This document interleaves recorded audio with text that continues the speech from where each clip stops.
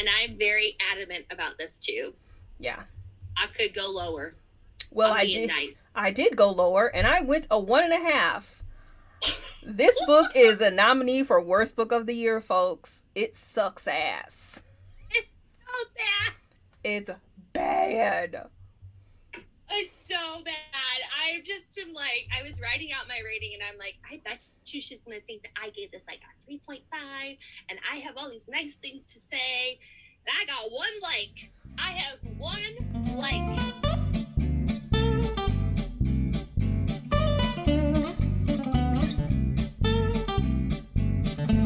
Welcome to the Novel Universe with your hostesses Ashley and Dawn. We rate and review the newest and most buzzworthy books. We are true book club girls who don't always agree but do enjoy a good book discussion. I'm Ashley, the fantasy architect. And I'm Dawn, the criticizer of books. Grab your favorite beverage and come and enjoy our universe.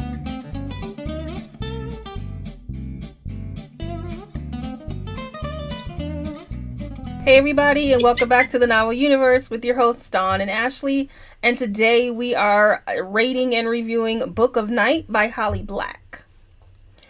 And it's like I've never done this before. If you are new here, hello. What we do is we will tell you what the book is about. And then we will tell you what we thought of the book individually. Ashley and I do not discuss the book before this podcast, so we're just excited and surprised as you guys listening. And it will be a spoiler-free review, and then we will go into spoilers where we will let you know when we are going into spoilers. You can also follow us on YouTube. Sometimes we post these reviews on YouTube, and we post other things on YouTube and also Instagram. It is all by the same name, the Novel Universe Pod or Novel Universe Podcast. All right, let's get this book description going, and it is long, so I'm going to find a midpoint and go from there. Charlie is a low-level con artist working as a bartender while trying to distance herself from the powerful and dangerous underground world of shadow trading. She gets by doing odd jobs for her patrons and the naive new money in her town at the edge of the Berkshires. But when a terrible figure from her past returns, Charlie's present life is thrown into chaos, and her future seems at best unclear and at worst non-existent. Determined to survive, Charlie throws herself into a maelstrom of secrets and murders, setting her against a cast of doppelgangers, mercurial billionaires, shadow thieves, and her own sister, all desperate to control the magic of the shadows. All right, Ashley, what did you give Book of Night? A 2. A 2. Gave this book a 2. A 2. I wasn't sure what you were going to give it. Are you surprised? Are you surprised? I thought maybe you would give it a 3. Okay. I think this is my lowest rated book this year. I think so too. At least for the podcast it is. And I'm very adamant about this too. Yeah. I could go lower. Well, I did. Nice. I did go lower, and I went a 1.5. This book is a nominee for Worst Book of the Year, folks. It sucks ass. It's so bad. It's bad. It's so bad. I just am like, I was writing out my rating and I'm like, I bet you she's going to think that I gave this like a 3.5 and I have all these nice things to say. And I got one like. I have one like. Me to get, a sympathy vote. I am one of those people like that I try to find the best. And this particular author, she's not my favorite. She really is not. Like, I read Cruel Prince. I started that series when that was all hip happening, and I was like, what the hell is this? Like, I remember, I think I texted you, and I was like, this is the worst fantasy I've ever read in my life. It's so all over the place. It's stupid. It's monopolizing, blah, blah, blah. Like, Same, and so man. now that, like, Cruel Prince is, like, that is a book talk book that people are like, you need to read this and yada, yada, yada. And maybe I just have different expectations, but I'm a pretty loosey-goosey, easy, like, star rater. Yeah, like, I really am. And if I don't like a book, you've been cut off. Yeah. Cut off? No. But I was excited because this is supposed to be like her, like, nudge into the adult fantasy world, which is what a lot of YA authors that we grew up with are starting to do because they're trying to keep their fandom, right? Mm-hmm. They're trying to appease their fans. And there is this whole big saying that I want to just summarize this whole thing. The only reason why this is getting good stars or people are talking about this is because they are victims of fandom cults. That's all I have to say. That's all I have to say. I agree. I've never heard that, but I it makes sense. It makes sense. They're victims. They have been bought in. They have done their time. They are just signed on the dotted line. Take me away. Yeah. They're in. I feel bad for them too. It's just, I feel really bad. I'm sorry. I'm in the same boat as you. Like this is the fourth book I've read by her. I didn't like the first two. I read Coldest Girl in Cold Town.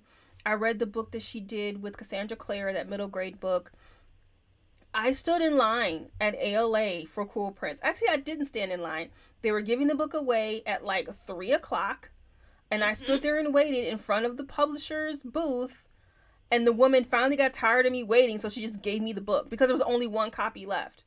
And they were going to put it out right before they shut down the exhibit hall. And I was like, I'm going to stand here and wait. And she was like, girl, here, just take it and get out of my face. I was like, thank you. And that book was shit. I gave it a 3, but it was a generous 3. And so I'm like, okay, I keep giving this woman chances. I keep giving her chances because of the fandom. They're so strong. And I'm like, maybe I'm missing something. Maybe her writing is amazing and I'm just not seeing it. No, I'm done. This is it. Jersey is retired. I can't do it anymore. On the shelf, collect that dust. See you later. Well, I guess we should probably get into some of the things that we did not like about this book, since we have thoughts. Yeah, for me, there was just I have seen this going around like the YouTube world and people's thoughts on it, and I think I do have to agree. There was just no atmosphere, right? There was no sense of description as to where we were, the world building on top of that, because I think those two can kind of go together, right? Atmosphere and world building. And when you describe something to me about what I'm seeing, I felt like I was lacking all of this description. Like it was so wordy, as a lot of adult books are. It was so wordy that it lacked description. It lacked telling me where I was. All I knew is that we were at a bar, that she lived in some dump hole apartment, that, you know, so-and-so is a rich person, so we're going to go to their secret society house mansion over here. Cool. Where am I? What part of town am I? Is this present day? Is this non-present day? All of things that I had to acquire for myself while I'm reading. So, it's terrible. And as someone who's like, I love world building, fantasy architect over here, I have lost interest now, because now I literally have to make this a place for me to envision the story. And if you're an adult, you need to know how to write that. Yeah. And well, like, I think of people like N.K. Jemisin. Hello. World building through the roof. She does an amazing job. You know, and then I think of other books that we've read, Night Circus, Ninth House, that are dark fantasy worlds. Those books are so beautifully written in their world building that you are just sucked right into it. This one, yeah. So if you're looking for better recommendations for what's supposed to be like a modern dark fantasy, this ain't it. It's not this one. No. I would describe this book as, think of Ninth House, but shitty. That's how I would describe Book of Night. And this is Ninth House is the book it's being compared to the most. And Ninth House is how good writing is. This is bad. this is bad writing, and I agree with you with the world. And I felt like Holly Black focused more on Charlie, trying to develop Charlie, and the world was an afterthought because the main plot of the world didn't come in to like 30% when we get this little backstory of these two little boys playing. I was like, where the hell did this come from? Who are these people? I was so confused. Yep. So confused. That should have been way earlier than 30%. Like chapter 2. Chapter 2. Yeah. Lay the groundwork, please. Lay the groundwork. That's all I have to say. Yeah. Ugh. Yeah. My next. What was that? Your dislike? Sorry. Yeah. No. Okay. That was on. Like we said, we don't talk about this beforehand, so you're just winging it with us over here. I felt that there were so many characters dropped in this book that they were forgettable and not needed for the story. Or they were all one tone, which then makes them forgettable. There was a lot of people that were introduced to us, and I was like, cool, are you important? And then they would just fall off the face of the earth and you never see them again. I'm like, okay, don't get invested because we're not going to hear from you again. But she sets it up like you need to have them in your arsenal of people to worry about. And the characters were bad. Charlie was not interesting to me. She fell flat in a lot of areas. And she's like the main character, her and her sister, and the shadow. Yeah. Those are the main characters. And of course the bad guy, but whatever. But it's like, but then you have like all these other sub characters that we get introduced to that I don't even remember their names. Yeah. I don't remember the sister's name. I don't even remember her name. And I couldn't picture what they looked like either. Like there was just this bad description with them. And I'm like, but why are they important? When you introduce a character, you need to lay down why they're important, what their purpose is. Let me know what they look like. Well, maybe they weren't important. That's why you didn't get to know what they look like. I feel like she was trying to write for a TV show because, once again, if you're comparing this to Ninth House, which also had a lot of characters, usually when you have a TV show and it's like a mystery or some sort like that, they talk to different characters to get clues as to, So I felt like a lot of these characters were introduced to give her more information or clues or whatever, as like a TV show would do, but she didn't, like you said, they were pointless in the story. So why even add them if they're not going to come back? I don't know what she was thinking when she was writing this book. I don't know. I don't know. Another dislike for you. It felt like she maybe has been sitting with this book for a while, or she's writing it and she's familiar, so she knows what her terminology is, and she knows what the lore is of her story and the shadow magic and everything. And when she writes it, she's assuming that we know all of this stuff too. It's like, oh, my magic quickened. I'm like, is this your uterus? I'm so confused. And then it wasn't until, once again, like 40% in the book, when she says, what is quickening? What? We're now defining what quickening is. I mean, sure, you can use context clues, but it's like she's writing the story of all of this different magic. It's not like Fae. It's not like Fae lore, because people are familiar with that. There's a canon to that. This is totally new. You need to describe your lore. You can't just assume we know what it is. And she did that through the entire book. Yes, 100%. That was another thing that I didn't like about it, is that, like, magic has rules. Magic also needs to be explained. If you were creating a whole separate entity that has not been done before, first of all, kudos to you, because that's hard to do. But you have to, like, explain it to me, so then that way I'm not, like, I was like, what is quickening? Like, is it mean that it's fluttering? Like, is it coming off? Like, is your heart racing? Like, can you see it quickening? Like, what does that mean? And I just took it as like, is it like a turbo boost? Like, is it just like getting all excited? But it was so unexplained, and I feel like if she would have at least done that, maybe another star, maybe.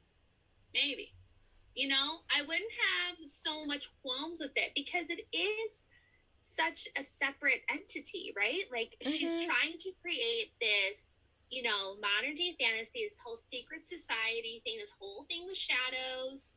I'm there for it. Like, give it to me. Like, let's talk about this. But you gotta lay the groundwork, or else we're just gonna be lost. Yeah. Extremely lost throughout the whole book. 40%, that's not a time to tell me what that word means. That needs to happen right quick when it's dropped. So that way when it happens again, I know I'm there for it. Yes. I had a problem with the con artist thing. Okay. I did not read the synopsis of this book. I have taken to just kind of just going willy-nilly into a book because I start to like accumulate thoughts and ideas as to how a book is going to be perceived. So I'm kind of trying this new method for myself. I'm not reading the synopsis. So when someone is a con artist, there's always a big heist. There's a big thing that they're preparing for. And this woman, Charlie, who's supposed to be a con artist that has followed after her late stepfather, if you will, you know, about conning people and setting them up and all this stuff. And this homegirl only sends a text and dresses up. That's it. There's no big, like, fancy hunky-dory reveal. And then when I think it's supposed to be the pivotal part of her con artistness, I don't even know how to pronounce that, it's kind of flat. It's kind of flat because the whole time I don't trust her to be a valued con artist because this woman doesn't have faith in herself as a character, as a person who is a con artist. So now I don't believe you. Mm-hmm. I don't believe the act. And that's the best way I can put it without like spoiling anything for you. But it's like, here, you know, if it's a con artist, give me the things. I want to know. Yep. I agree. That was my next issue was Charlie herself. But this is not just a problem in this book. This is a problem with Holly Black. She does a lot of tell and no show. Just because you tell me that she's an awesome mamma jamma con artist, that don't mean I know what that means. I don't believe you. You have to show it to me. I need to see her actually conning people and not pickpocketing at the Starbucks. Mm-hmm. I need to see like her mind working. I need this girl to be like confident in telling mofos off. I need her to be amazing. No, she sees a dead body and flips the fuck out because she saw a dead body. Oh yeah. That's not a tough girl. You working in that field? There's a lot of blood. There's a lot of bad blood. There's a lot of bad stuff going on, and you get scared when a weird dude comes into your bar. And that was my same problem with Jude in Cruel Prince. She just kept telling me that Jude was this awesome fighter and this amazing spy. And then all of a sudden, she just gets into the castle, no problems, finds the key, no problem. Right. And I'm just supposed to buy that? No. Mm-hmm. This is indicative of her writing. And that's why I don't understand why people love Cruel Prince. Because Jude was a piece of shit in that book. She was not a good character at all. Nope. Another thing that I did not like is that I just wasn't interested in what I was reading. Like, when I get sucked into a book, it should not be a chore to finish a book. It should not be. Like, I should be like there for it 100%, and I just did not give a crap.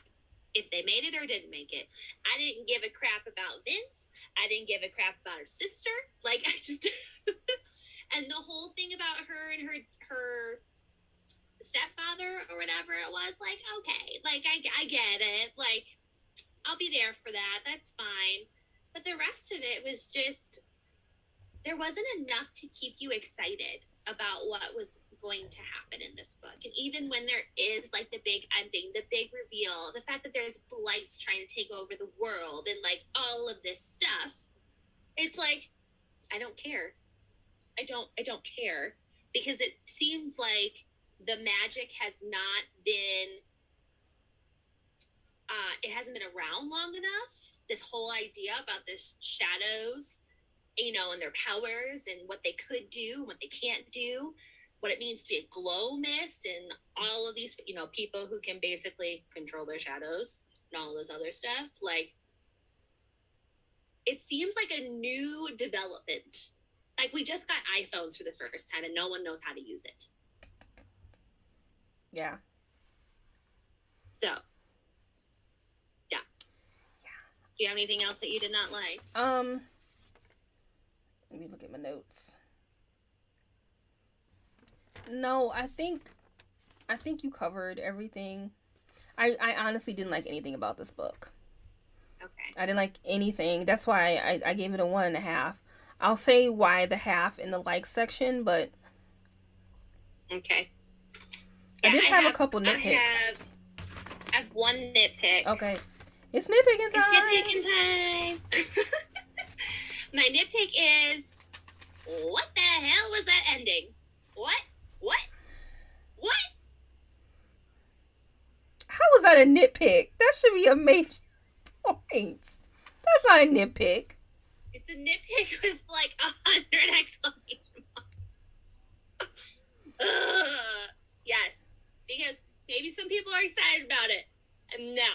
I literally finished that book and I was like, no.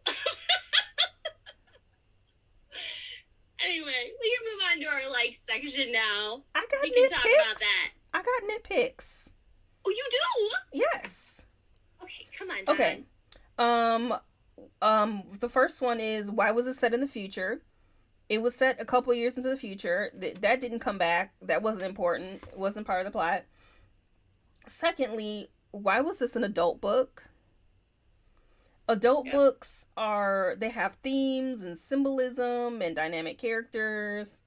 This book has none of that. I'm gonna slide past them. That's all I want to know. Whoever rated this book to be adult. No. Those are my only two. I did have one more, but we can skip it. It's not that important. Well, say it. It's fine. Say it. Well, okay, so this book takes place in Boston, but the narrator didn't have a Boston accent. It's true. It's like, come on. You don't set your book in England and the characters not have a British accent. Like, Boston has a very distinct accent. I think that the character reading, the woman reading the book should have had an accent. Just saying. Amen. Well, let's get into likes. All right. Well, okay. So my one like for this whole entire book is that I really loved the shadow idea. I loved the whole magic idea and this whole like Peter Pan synopsis of like, you know, your shadows can start to attain human-like qualities and have emotions and have you know, love and sympathy and be hungry, and then they can start to manifest into literally almost a person, as we've seen in this book. So it's like that whole entire idea, I'm like, come on, like that's so good. Yeah. You know, and the whole idea on like, if you lost your shadow to someone who was a glow mist, who basically can take other people's shadows because of that strong and whatever, you know, that you felt like you lost a part of yourself, but it was kind of like the, I don't really know what's off type feeling. Like, that was one of the only things that she expounded upon, and I was like, oh, I like that. Because it's, what would it be like not to have your shadow behind you? Would you miss it? Would you not miss it? Like, it was an idea, and I was there for the idea. It's like she had a solid idea, but she didn't know how to write a story around it. And it's a shame. It's a shame. I've never read something like that before. Like, let me into it. I'm all there for it. Yeah. So Gallant did it better. Like, if you're looking for like a shadow magic book, yes, where the shadow magic is actually pretty good. Mm-hmm. Gallant did it way better. That was one of my likes, what you had. And the other like I had was, I like that Charlie was poor and plus size. Like, that was really it. You don't get too many poor characters nowadays. And you definitely don't get any plus size characters, so. And she doesn't make it big either. No. Like, it's not like she attains riches and glory and turns super skinny. Yeah. Like, she still keeps who she is, you know, so. All right, well, if you guys are not planning to listen to us spoil it, you want to hop out now, because we're going to spoil it. Our next book is going to be The Christie Affair. Yep. By Nina D. Gremol. There you go. So until next time, we'll catch you in the next podcast. Like, what did you think about that revelation when we learned that he was not real and that she's basically sleeping with a shadow? I mean, to be honest, I was really confused about the whole Red Remy Vince thing. I was like, oh, okay, so I was confused, and it took me a while to unconfuse myself. But I thought that was kind of cool. I mean, at least we got an interesting twist. I did not see that coming. I thought it was, if the story had been a really good story, I would have been like, oh my god, that's so amazing. But because the story sucked ass, I didn't get that chance to feel like that. I felt like that was supposed to be a really big reveal for us as readers. Like, we were supposed to be like, oh my goodness, he's really gone, but yet he still is Vince at the same time, but he's also Red, and it's like, now both of his sides are heightened, like his good and bad side, if you will. It was like, I felt bad for Charlie, because Charlie was like, you know, he's always been a good guy, he's loyal, he's always there for me, he never raises his voice and all this other stuff. And then you see him at the bar scene where he stumbles in and basically kills another blight. And she's like, excuse me? Like, soft, kind-hearted Vince, what? You just slayed him like a piece of meat? Excuse me? You know, and then they have their little, like, back porch scene, which is supposed to be him basically, like, telling her who he is without telling her who he is. And, like, I wish I could tell you more. I'm not the person that you want me to be, but I've been okay with only sharing this part of myself because this is who I want to be, which I thought that was interesting, because it's like, at this point in time, we didn't know that he was a different shadow, like, or that he was the shadow person or whatever. And so I was like, well, that's really weird and cryptic. Like, why would you say it like that? Like, what do you mean you can't be your whole self? But then when you realize who he is, it's like, oh, that makes sense. It makes sense, because he's literally not Vince anymore. He's just his shadow who has acquired Vince-like traits. So that was interesting. I guess, do you want to talk about Charlie as a con artist at all? In any capacity? She sucked at it. So bad. It was so bad. I did like that she had this weird, twisted relationship with her stepfather, that she basically became, you know, his, like, hench, or not hench. That wasn't like her stepfather. I thought that was just some dude her mom knew. I thought they were married. I don't think so. Okay. I think well, this dude, Rand, I think his name's Rand, right? Yeah. That makes sense? Yeah. That sounds familiar. You know, I liked the fact that he conned her to be a con artist and then realized how good she was at it, because she's weirdly, you know, distant. She doesn't believe in herself. and all of that stuff. And so, you know, when Rand basically dies at the Big King's castle, if you will, the Big King's mansion. I don't even remember this guy's name. You know, it's like she has this moment of like true sympathy for him and like feeling sorry for him and all this other stuff like that. But Charlie, as a con artist, I really felt like we don't ever see why Charlie always makes bad choices. Why does she always make the bad choice? Like, that's not described in her character at all. There's no, like, you had a terrible childhood and this is just a result of that. Like, that wasn't explained. Do you have any thoughts as to why she always makes the bad choices? I think, because I was watching some booktubers and they also had this issue with her. And I think one of them said it was just because that's what she did. That's how it was explained. I know, but why? Like, I don't think there is a why. It doesn't add to her clout as a character. No. You know, you can't just be just because. Like, there should be an underlying reason, like, so-and-so beat me, you know, because I didn't say yes to this, and now I'm always going to do this, like, blah, blah, blah, blah. Yeah. Or my sister kept stealing from me, and now that's why I pickpocket people, is to keep my things to myself and not have anybody do it to me. Like, there's none of that. Well, that would be good writing. And we've already established that didn't happen here. You've just proved our point. Done with the punchline, ladies and gentlemen. Oh, man. I will not be reading any more of Holly Black. Curious to hear everyone else's thoughts on this.